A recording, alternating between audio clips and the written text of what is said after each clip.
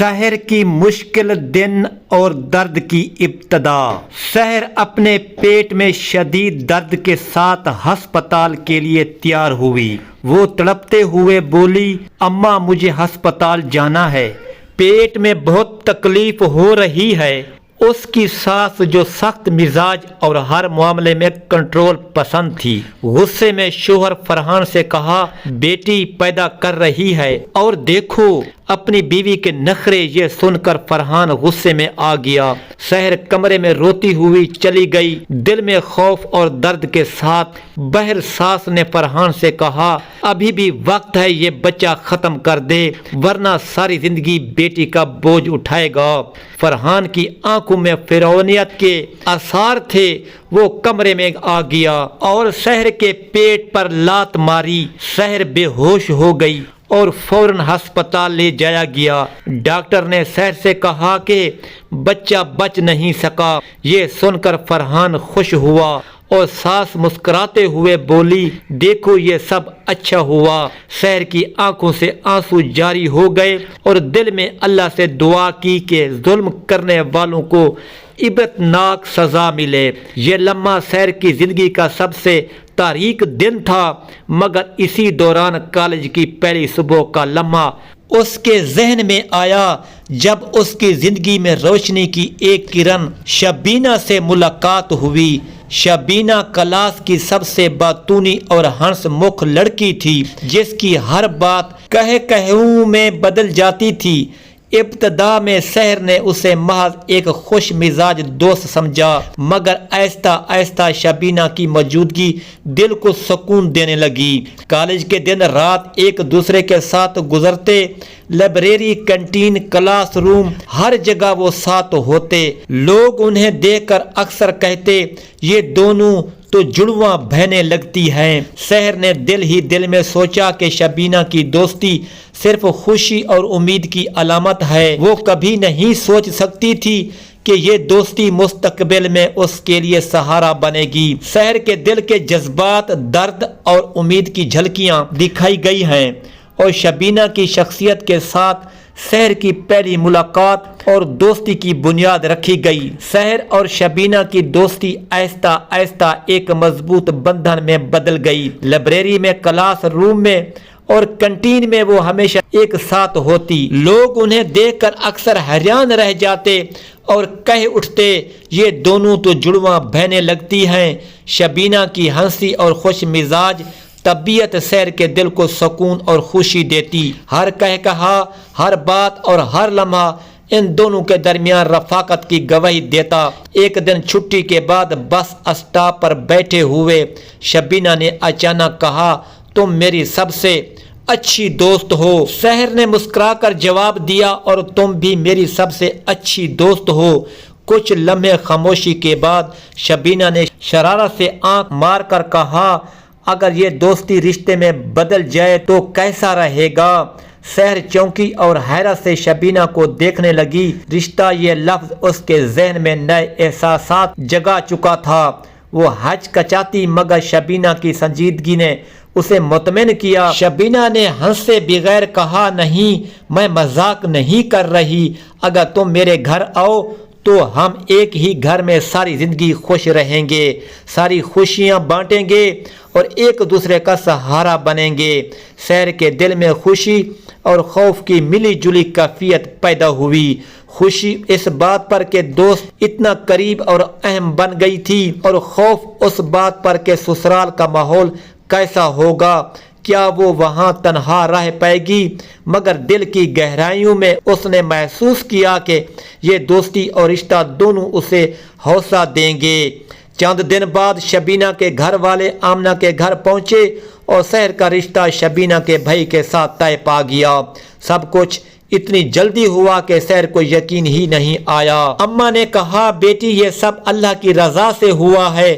سحر نے دل میں خوشی اور خوف کو ایک ساتھ محسوس کیا۔ شادی کی تیاریاں شروع ہو گئیں۔ شبینہ روز سحر کے ساتھ بیٹھ کر ڈریسز، زیورات اور دیگر تیاریوں پر بات کرتی۔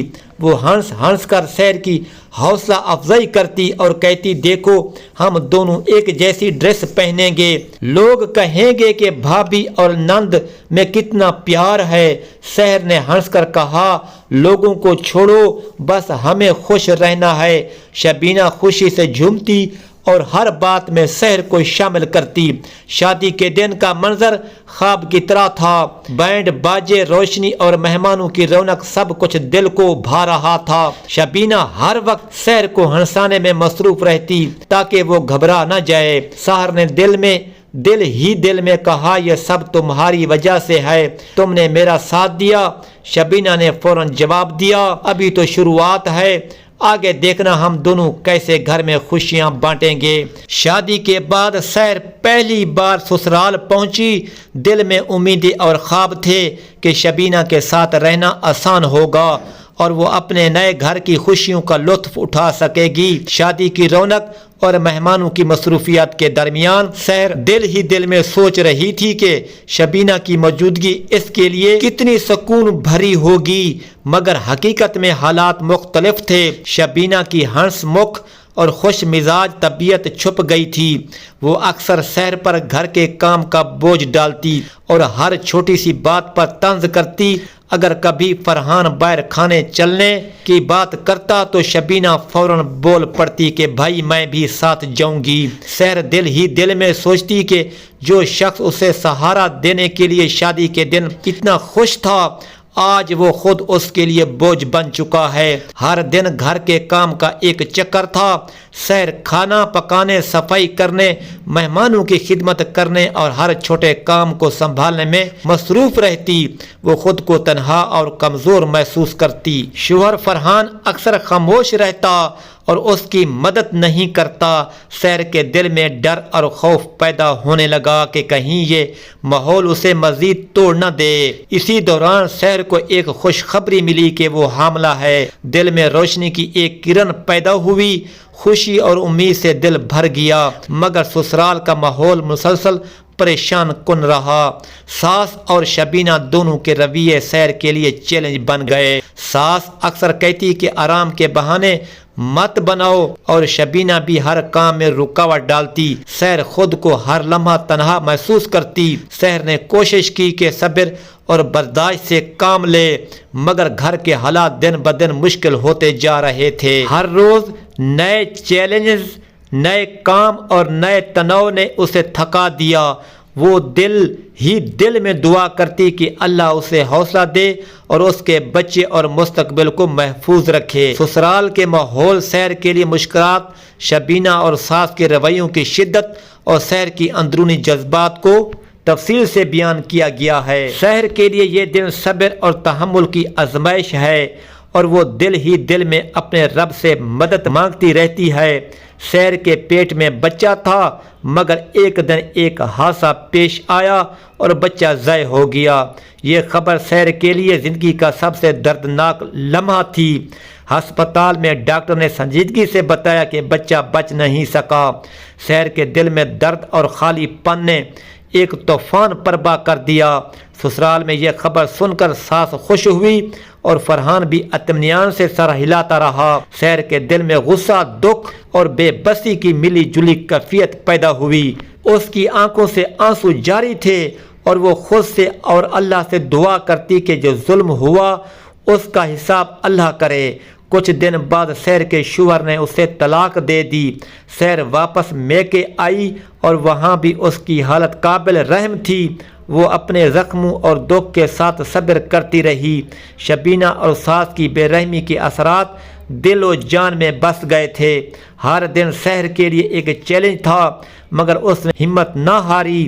سحر اب اپنے رب کے حضور اپنی حالت بیان کرتی، اپنے دکھ اور صبر کا ریکارڈ رکھتی۔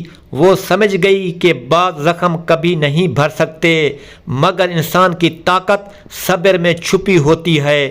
سحر نے دل میں فیصلہ کیا کہ وہ اپنے رب پر بھروسہ کرے گی اور انصاف کی امید رکھے گی۔ آہستہ آہستہ وقت گزرتا گیا اور سحر نے سیکھا کہ ظلم کرنے والوں کا انجام اللہ کے فیصلوں میں ہے۔ اس کے دل میں امن اور صبر پیدا ہوا۔ وہ جان گئی کہ کچھ زخم ہمیشہ رہتے ہیں، مگر حوصلہ اور ایمان انسان کو مضبوط بنا سکتے ہیں۔